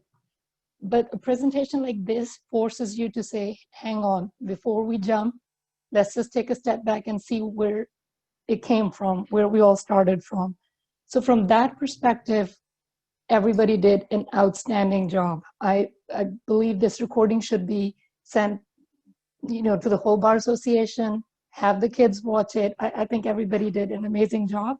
And this is a good way to say, before we can run and find the fixes, let's just acknowledge where it all started from. Thank you.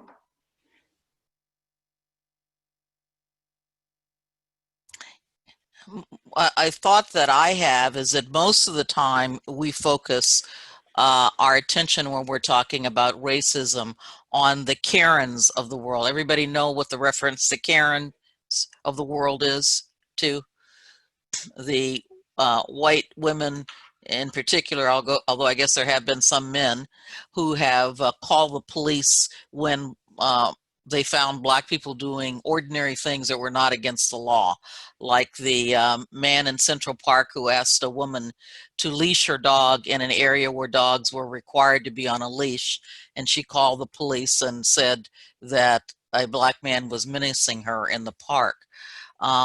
What I think this slideshow does is makes very clear that dealing with the Karens is relatively easy. Dealing with an individual who is racist and biased is relatively easy. But the greater challenge faced by African Americans and all people of color in this country is the institutional racism. And I think this program does a good job of showing how deeply embedded these concepts are in every asset. And we've only touched on 5 areas of society and shown the history of racism in those 5.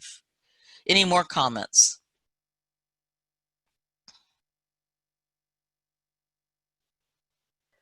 Well, just for my part, I'll have to say this presentation was a lot more graphic in some of the aspects than I've seen.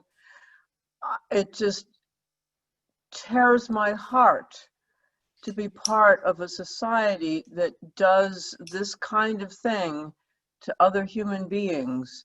And I mean, it's the Japanese in World War II, it's the Jews, it's the Blacks. It's just, how can our society purport to be educated, advocating equality for everyone? Excuse me. Oh, and about the women too. Let me comment there too. How can we have a society like this with so many different strata and deny opportunities to so many people? It tears my heart that this is perpetuated even now in the 21st century. I'm just sickened is what I am.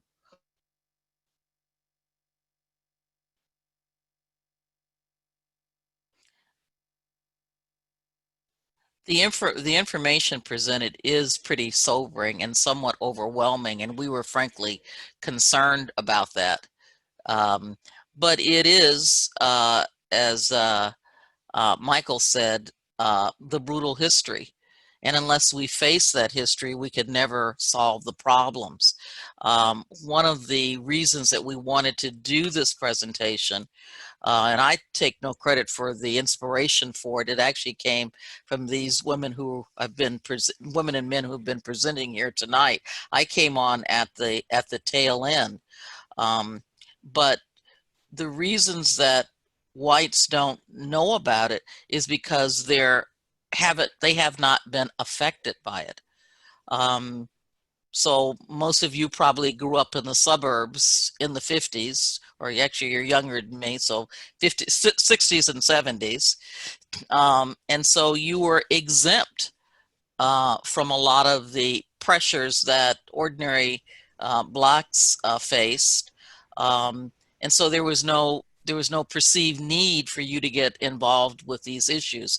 It's part of what Michael outlined as the problem narrative, that whenever Black people raise an issue, we're the problem.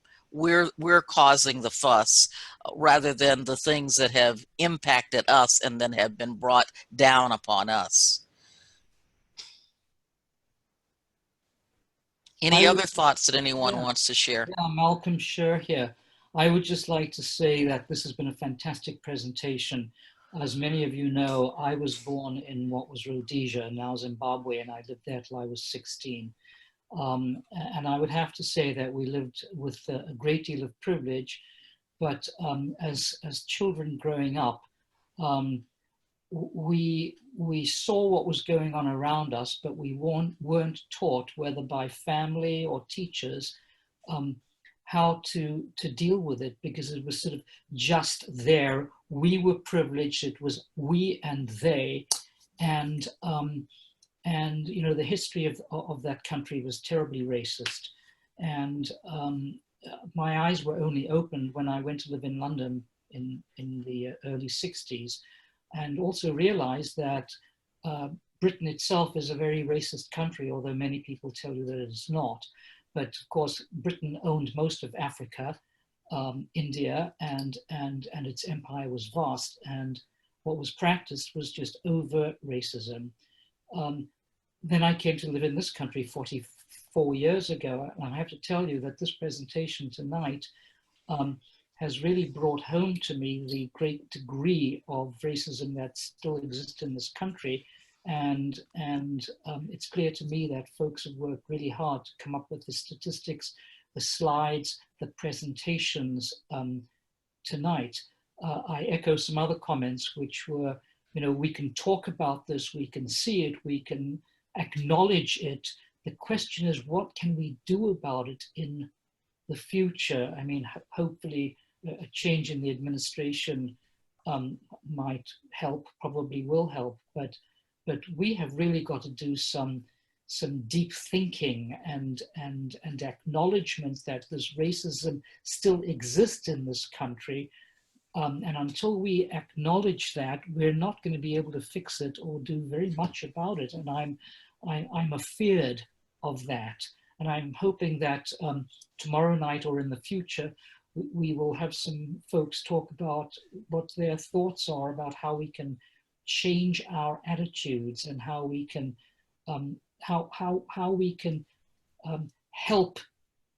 bring the problem to the fore, not amongst only, you know, lawyers like ourselves, because I think we'd all agree that that we agree with what we've heard tonight. How do you bring that into the broader community and take some steps to just to make this better known and better accepted? Thank you. Well done, everybody. I'm amazed. Terrific presentations. Just as a follow-up comment from me on that, and then I'll yield the ground to any others who want to talk. It's interesting that we have all kinds of names for what we call the racism in our society, but no one ever applies the word apartheid, or very few people apply the word apartheid to racism in the United States. And I frankly cannot see the difference between the racism practice in South Africa and Rhodesia, and in certainly the Deep South. I think another concept that would apply, and when we talk about changing the paradigm and how we think about things, Americans think in terms of affirmative action. That's the word that's thrown out a lot. It's, do we need it? Do we still need it? Is it a good thing or a bad thing? I think that if we think about America from 1865 to 1965, I refer to that as white affirmative action. That is essentially the apartheid equivalent of what we've been doing in this country. And all the presentations today spoke to that. This was a government-sponsored program to enhance a certain part of the American citizenship. And they've had this advantage for, 100-year span. And it wasn't until 1965 that we started to try to twist that scale and get that scale back on balance. That's a process that continues today. And I think that's a way to diffuse arguments about, why do we still need to do these kinds of things to help others out? We've had 100 years of white affirmative action, and it takes a while to get back to zero, if you will. So this was a tremendous presentation of that, I thought. It's shocking and very emotional about the degree of disparity that we've been enduring. So thank everyone for this presentation today. So I have a question for everyone, and that is, okay, what are we going to do about it? That it's very easy and inspiring to present the problem, but it's very difficult and confounding to figure out what, number one, what we as individuals can do about it, and number two, what we could do as a legal community can do about it. And I think the takeaway from this should be is what action as an association and as lawyers and as individuals can we take to address the systemic problems that we now all recognize.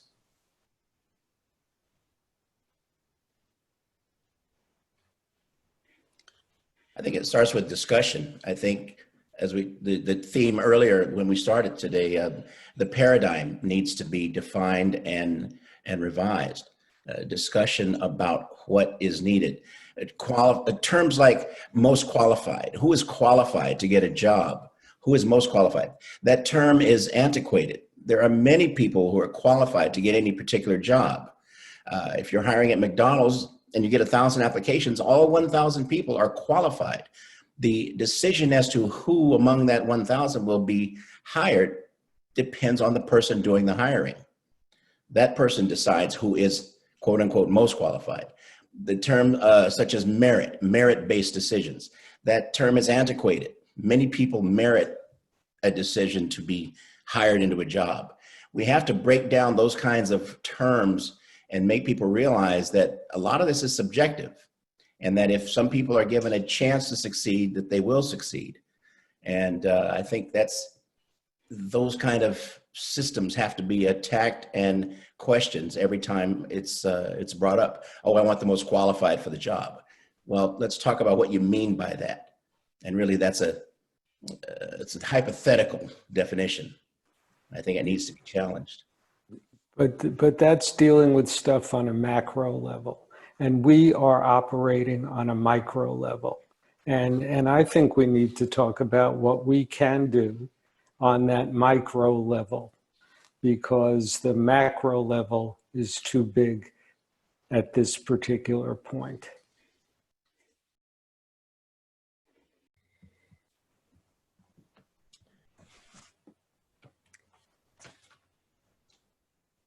Oh, David, I like to say that when we did this program, it just was we had a whole series of programs lined up of things that we want to talk about, but we feel like people couldn't understand it unless they understood the history. So we had to play a little catch up. So this presentation wasn't about coming up with solutions. We actually want to do that later on. This was more about just catching, so we're talking the same language, I think was one of the things we said, that right now we have not been talking the same language. You kind of have to have that background to understand what we're going to talk about. So I think we need to dig a little deeper into it. And we're going to have programs discussing alliances and discussing solutions and other things we can do. But this was just a brief, very brief history lesson to kind of to help people understand why so many Black folks are so upset and angry right now. And it was beautifully done and very important and deeply appreciated, Michael. Thank you, David. I wanted to say I thank you for their call to action. I know we are at time, and I just wanted to say one of my first things was that we first must recognize the disparity. And we're about 46 to 50 people here, now recognizing, even as a woman of color, there are things that I learned tonight. I've held back the tears. It's very hard to be a part of a group that's been so disenfranchised, but I'm also so proud to be a part of a group that persevered. But I think the first thing is letting the larger population know what we all learned tonight, and then the things that we still haven't touched on. So I just appreciate all of you guys being here, and thank you. Yeah, and I would add to that, as we talked about those ground rules at the beginning, sometimes our natural tendency is to want to go straight into action. What are we going to do about it?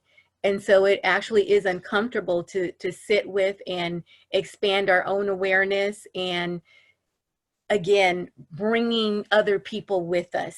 Why is it that you all are the ones who came tonight? You know, is it because you already had an inkling of this? Is it because you didn't know anything? There are some who didn't come because they're dismissive of the idea that racism even still exists today. And we've all been discussing this with people that we're talking to within the Bar Association and other affiliates that we work with. So I think that conversation around getting a deeper understanding as to what's happening and then working towards how do we actually really approach this. And David, I liked what you said in terms of the different levels. There's that macro level, and then it's also just where we are right now within our own legal community. And that can go a little bit faster. So with that, because we are on time, what I'd like to do is harness some of the thoughts that you're currently experiencing to support the committee on what our next steps are and where do we want to go from here. And as you can see, at the very beginning, part of our objective was to really have you reflect, to think about what you hadn't, you know, what's something that you learned that you didn't know, what was surprising. And so if you could, just for a moment, you know, write in the chat, what's one thing that stands out for you that was new, that was surprising, that was most disturbing, or something really insightful for you based on this discussion, the presentations, our time together. And if you could just respond freestyle in the chat, that'll give us some feedback as to how you're processing this a little bit.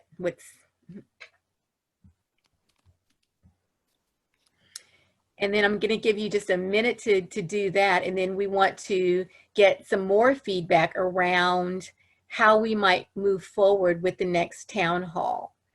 So when we came together and we had actually the racial reconciliation forum, and we had talked about how often should we be meeting as a community, and it was pretty much quarterly.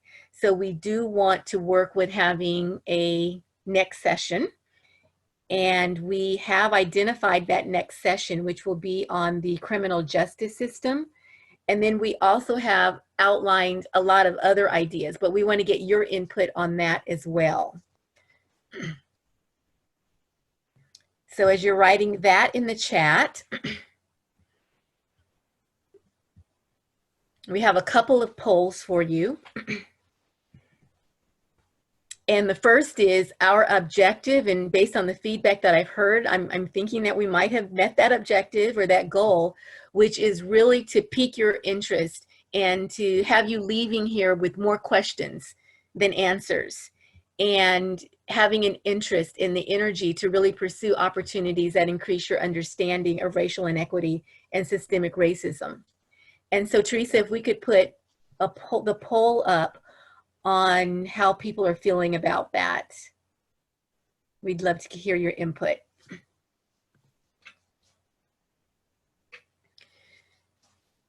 So how likely are you to pursue more opportunities to increase your understanding of racial inequity and systemic racism, going from very likely, somewhat likely, not very likely, or not sure?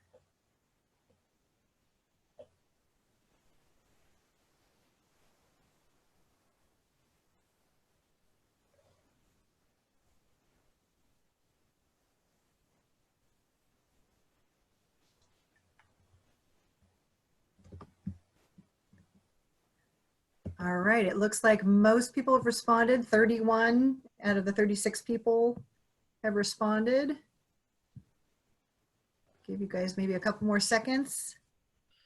And if you're waiting for the poll, you can be writing in the chat the questions, the first question around what was the most insightful, disturbing, surprising, or new. All right, do you want me to share the results, Benisa? Yes, thanks, Teresa, yes. Wow. Okay, so we have 91% saying very likely. And again, you know, there's that whole thing of preaching to the choir. So I'm feeling as though some of you are here tonight because you already had some understanding of this. But this is great feedback to the team who, as you have mentioned, put a lot of work into developing the presentations and researching. And we even thought that it would be really fun to record ourselves having our town hall meetings, because in and of itself, when people were bringing new information, we would have discussions about it right then. And we go, we should have been videotaping ourselves all the time. That could have been the town hall meetings.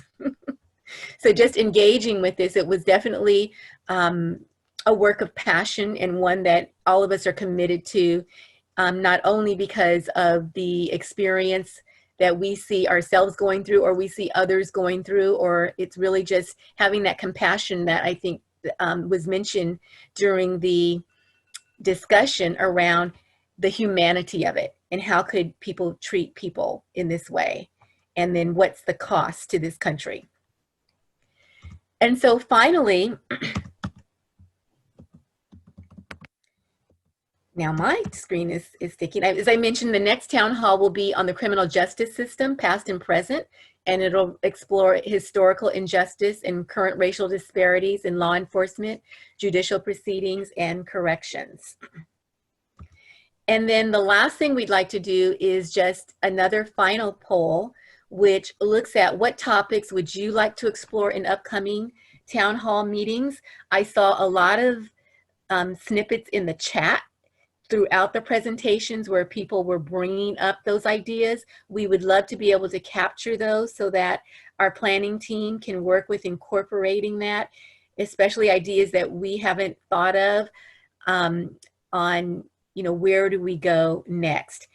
And Teresa, if you can put up the next poll, some of those may be more informative topics that you want to learn more about. Some of them may be around member discussion. So just really true town hall meetings where we have a topic where we engage in a larger conversation with everyone to, again, come, you know,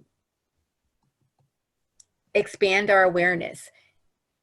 And then again, how do we start working towards that next step? How are we going to know when we've learned enough and when we can start working towards action?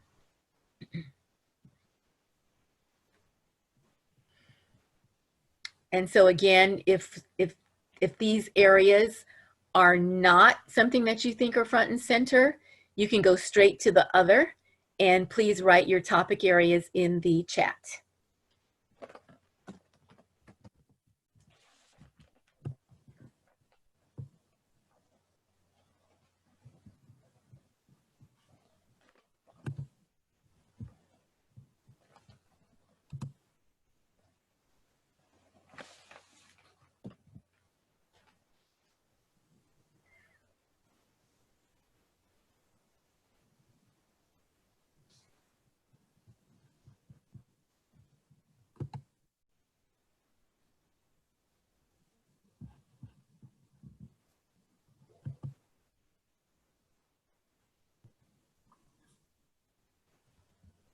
Okay, it looks like we've got 28 of 36 people have voted.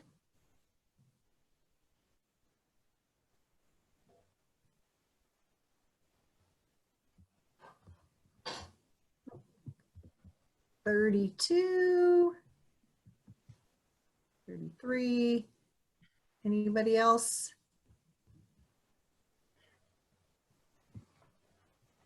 All righty. I'm really appreciating that high response rate. Yeah. Wow. So it looks like there's some interest in having a member discussion where it's more of a complete town hall format where we have some things to talk about as a community on influencing a more just and equitable society. And then the next highest of 47%, systemic racism in additional key sectors. So maybe something like what we did tonight, part 2. And if you have some additional sectors, make sure you put those into the chat as well, because this is something that is embedded within all of the sectors in our society. And then implicit bias and allyship. Wonderful. So again, before we close, again, you guys have thanked the panel. I want to thank Heidi, Patanisha, Qiana, Julianne, Michael, and Teresa. It was just a great initiative to work with us, to work with this, and we were just not even initially understanding how much work we were going to be and time we were going to have to put into this, but it definitely seems from your feedback that that effort and that work showed. So great job, team. And thank you to Judge Johnson too. And Judge Johnson, thank you. As she mentioned, she was at our DEI committee and it kind of reached out, and she has been a wonderful add to the committee. And so even though she's saying it was everyone else, if you hear Judge Johnson, then you know whatever she says, I'm always hanging on to her word. So thank you so much for that. And then we want to continue with our journey around racial equity, healing, and justice. Thanks for staying a little bit over time. Thank you, right. everybody. Thank you. Good night. Thank you. Good night. Have a great night, everyone.